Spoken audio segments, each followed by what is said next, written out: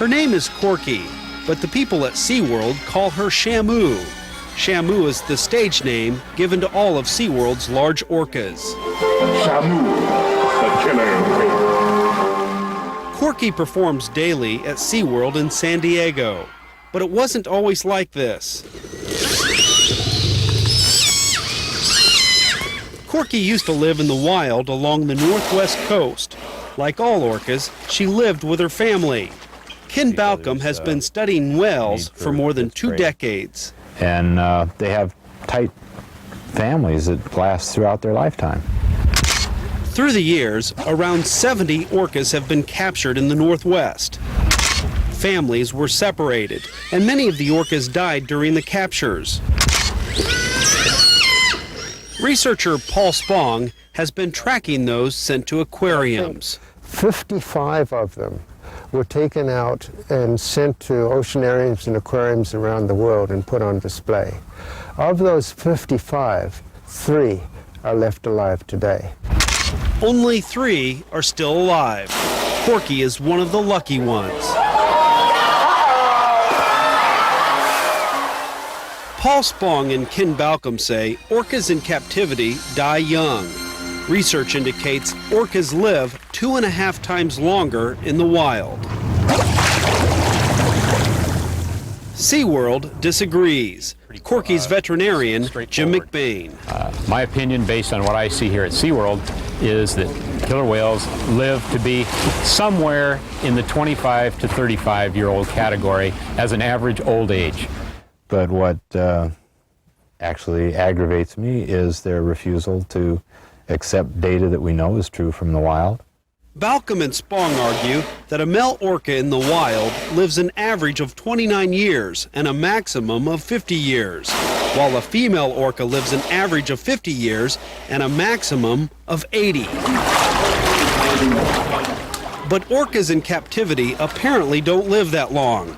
Government records show since 1971, 19 orcas have died at the 4 SeaWorld parks. The Center for Whale Research on Friday Harbor has been keeping track of the orca deaths at SeaWorld. What follows is their list. Chinook, dead at age 3. Candu, dead at age 6. Candu III, dead at age 8. Kona, dead at age 11. The list goes on and on.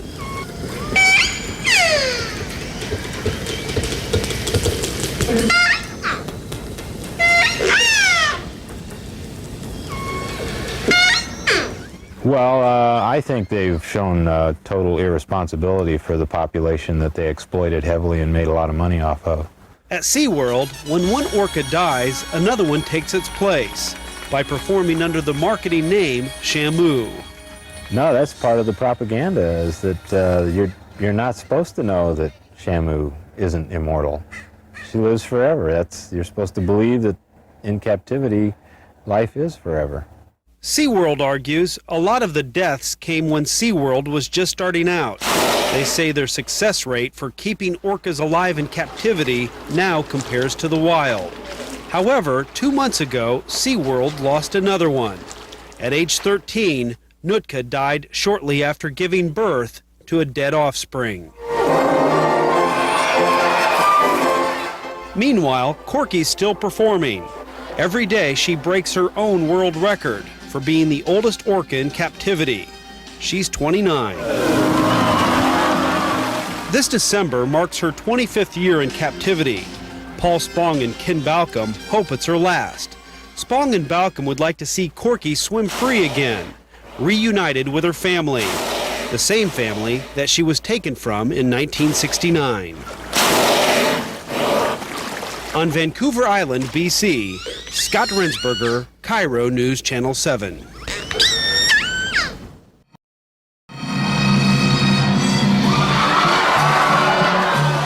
For 25 years, Corky has worked in the marine park industry.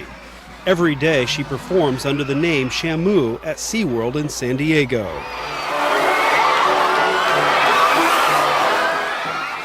Her pay is frozen fish. And at the end of the day, unlike her human trainers, Corky can't go home.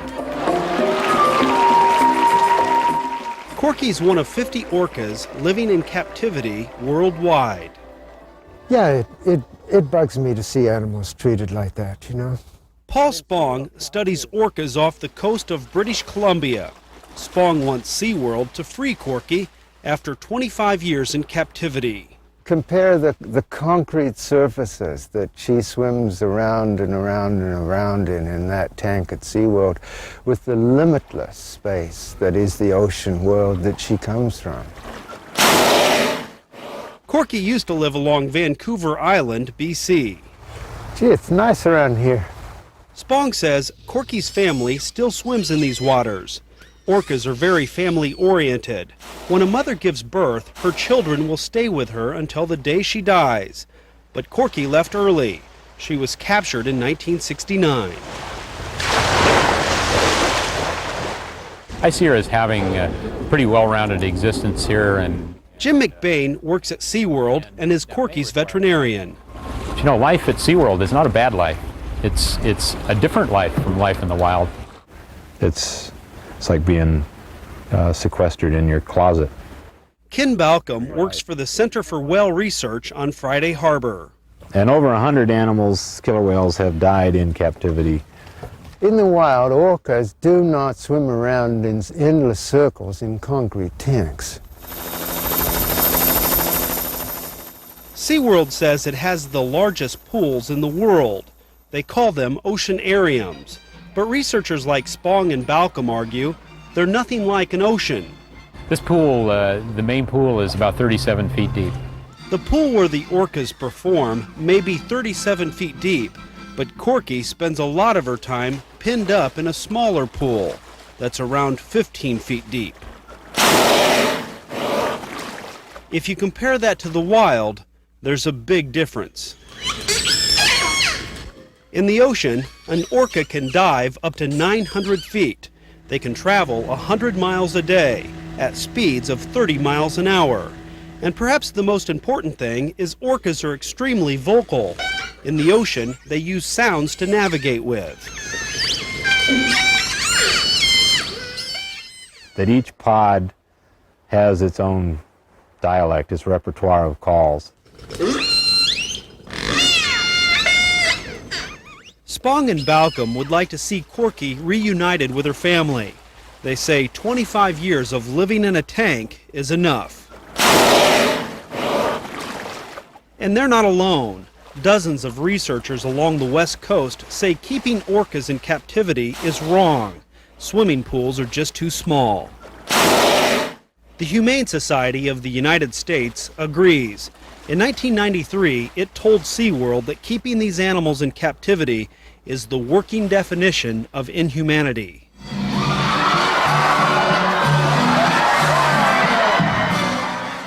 But for now, Corky continues to star in the Shamu show, and SeaWorld continues to say no to a reunion between Corky and her family in the Northwest. Scott Rensberger, Cairo News Channel 7.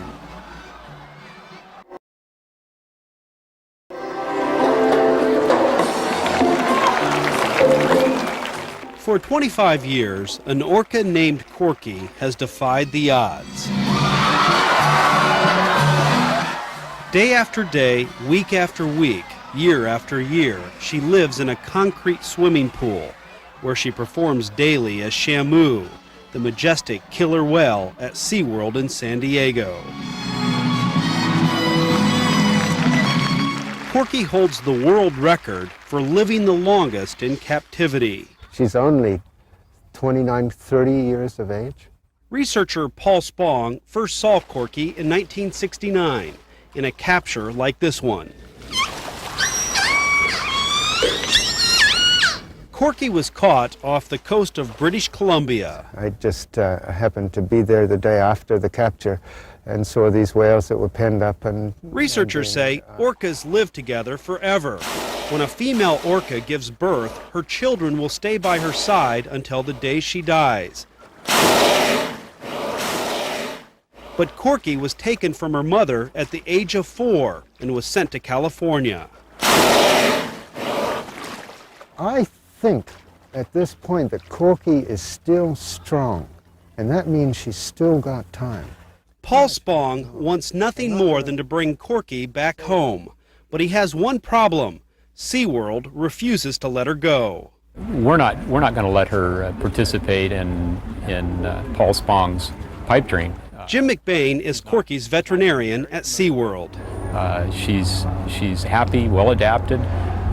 This is what she knows. Ladies and gentlemen, this is Denise from Chula Vista, California. In recent years, dolphins have successfully been reintroduced back into the wild. Spong says orcas can go back too. After all, an orca is the largest member of the dolphin family.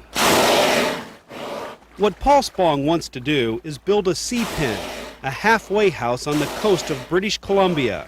Spong and other researchers want to slowly integrate Corky back into the wild.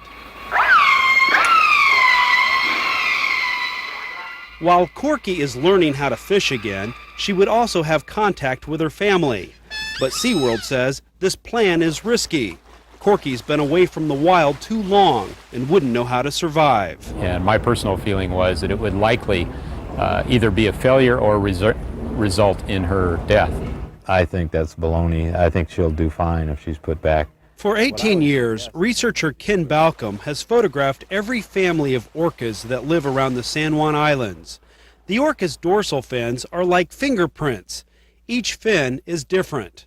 Photo identification has allowed Balcom to follow each family.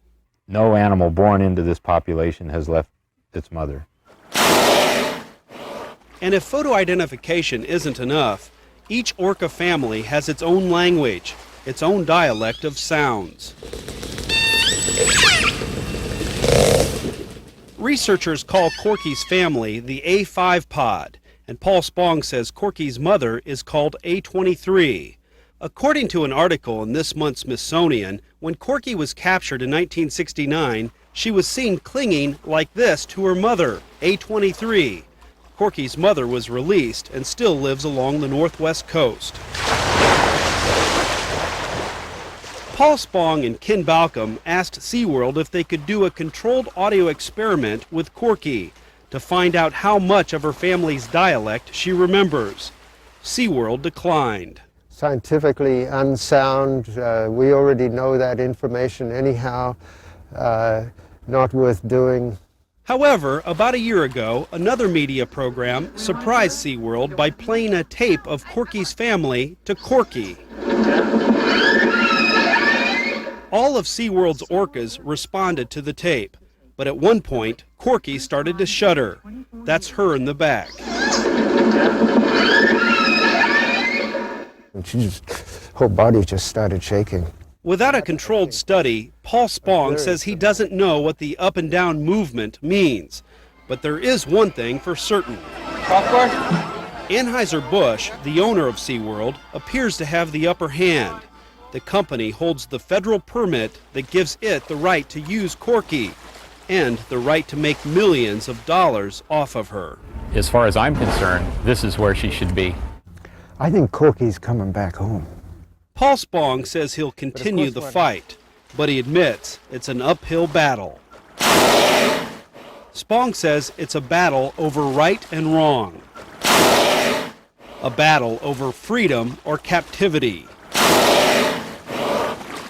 a battle over returning an orca to her family or keeping her captive for human entertainment.